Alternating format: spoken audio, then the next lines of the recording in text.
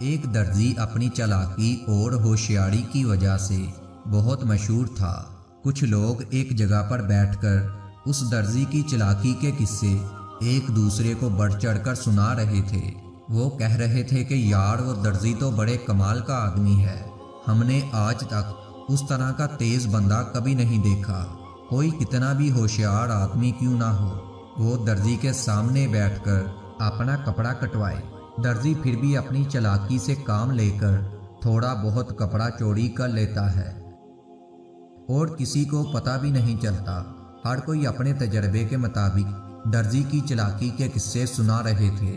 انہی لوگوں میں ایک سپاہی بھی بیٹھا ہوا تھا جو اپنے آپ کو بہت عقل مند سمجھتا تھا۔ وہ درزی کی چالاکی کی باتیں سن کر چڑ گیا اور چڑھتے ہوئے بولا، نادانو کیا بات کرتے ہو، درزی کتنا ہی تیز کیوں نہ ہو، میرے سامنے اس کی چالاکی بالکل نہیں چل سکتی اور وہ مجھے دھوکہ دینے کی جرات نہیں کر سکتا۔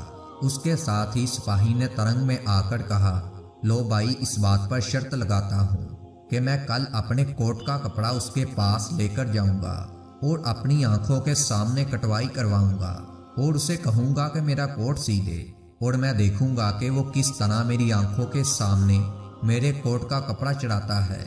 اگر تو اس نے مجھے اس معاملے میں دھوکہ دے دیا اور واقعی میرا تھوڑا سا کپڑا بھی چوری کر لیا تو میں اپنا گھوڑا تمہیں دے دوں گا۔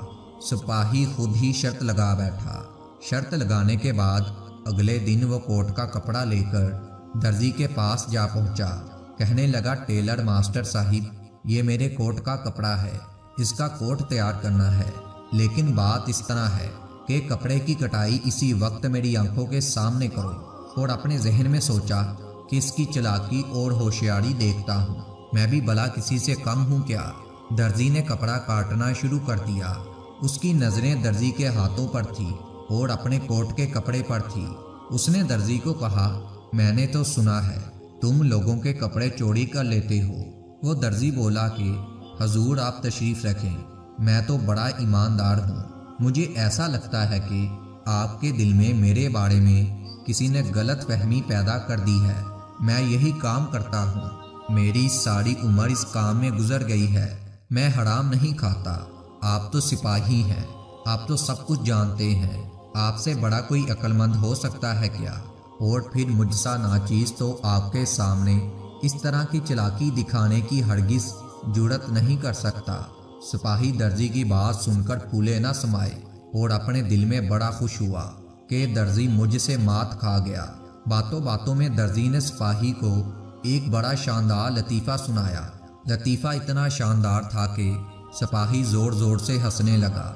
سپاہی کی نظریں تو درزی کے ہاتھوں اور کینچی پر تھی۔ لطیفہ سننے کے بعد وہ ہنسا اور اوپر نیچے دیکھنے لگا۔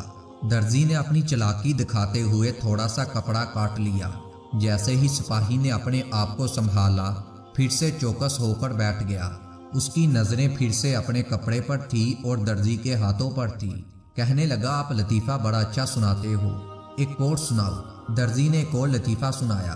سپاہی اتنا ہنسا کہ اس کی ہنسی کے عالم میں اس کا سر کافی آگے جھک گیا۔ درزی اسی موقع کی تلاش میں تھا۔ اس نے جلدی سے کپڑا کاٹ لیا اور چھپا لیا۔ جیسے ہی سپاہی کی ہنسی رکی، وہ سیدھا ہو کر جلدی سے بیٹھ گیا اور درزی سے پھر کہنے لگا کہ کوئی لطیفہ سناؤ۔ درزی نے کہا کہ اگر میں نے ایک اور لطیفہ آپ کو سنایا تو آپ کے کوٹ کے لیے کبھی بھی کپڑا پورا نہ ہوگا۔ سو درزی نے کپڑا کاٹا، تھوڑا سا کپڑا بچا کر اسے دے دیا۔ اگلے دن وہ سپاہی ان لوگوں کے پاس گیا اور کہنے لگا، یہ دیکھو، میرا کوٹ بھی بن گیا اور کپڑا بھی بچ گیا۔ ان لوگوں نے کہا کہ اچھا تو یہ بات ہے۔ وہ لوگ چھپ چھپ کر سپاہی اور درزی کا سارا منظر دیکھ رہے تھے۔ ان لوگوں میں سے ایک نے اس کے کوٹ کے ساتھ کا کپڑا نکال کر کہا، یہ بھی تمہارے کوٹ کا کپڑا ہے جو کہ درزی نے چرا لیا تھا۔ وہ شخص ماننے کو تیار نہ ہوا۔ پھر وہ اس کو اس درزی کے پاس لے گئے اور سارا قصہ بتایا کہ جب یہ تمہیں لطیفے سنا رہا تھا، تمہارا سر ہنسی کے مارے نیچے جھکا تو درزی نے کپڑا چوری کر لیا تھا۔ سپاہی اس بات پر بڑا حیران ہوا۔ وہ مان گیا کہ درزی اس سے زیادہ چلاک ہے۔ ان لوگوں نے کہا کہ اس سے کام نہیں ہوگا، تم نے گھوڑے کی شرط لگائی تھی۔ ان لوگوں نے اس سے گھوڑا لے لیا اور اس گھوڑے کو بیچ کر آدھے آدھے پیسے کر لیے اور وہ سپاہی سارا منظر دیکھتا رہا۔ ناظرین کرام، کبھی بھی کسی کی باتیں سن کر خود کو آپے سے باہر نہ کر لو، اس میں تمہارا ہی نقصان ہوگا نہ کہ اس کا۔